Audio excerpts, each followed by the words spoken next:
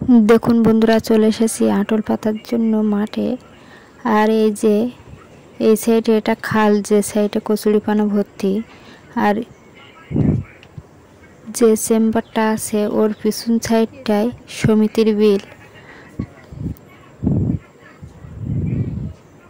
আর এইখানের এই মাটিগুলো সরিয়ে দিলে জল এই সাইডের থেকে ওই সাইডে চলে যাবে।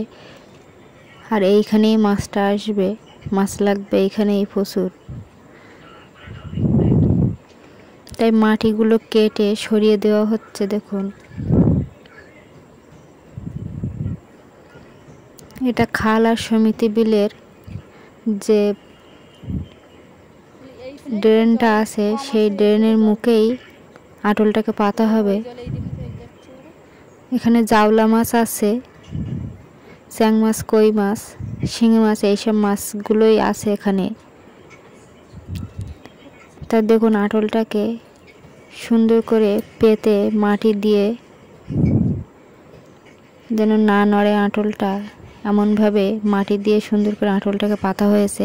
আর আমরা চলে যাচ্ছি বাড়ির দিকে, দেখা যাক কালকে মাছ কি পড়ে কিনা।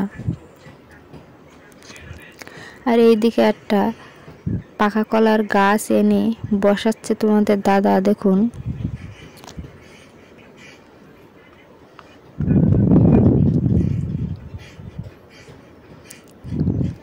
আর এই যে আমাদের ভুট্টা গাছ থেকে ভুট্টা পেড়ে নিয়ে আসা হচ্ছে।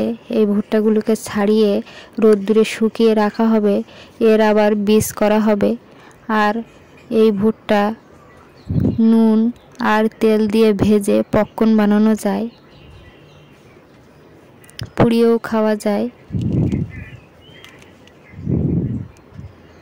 তা দেখুন বন্ধুরা, আবার যে কটা একটু পোস্ট হয়েছে সেই কটা সব তুলে আনছে।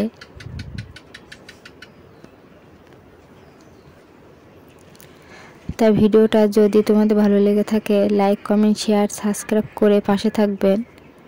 দেখা হবে পরবর্তী ভিডিও নিয়ে। আজকে একটু ভিডিওটা শর্ট করে বানালাম।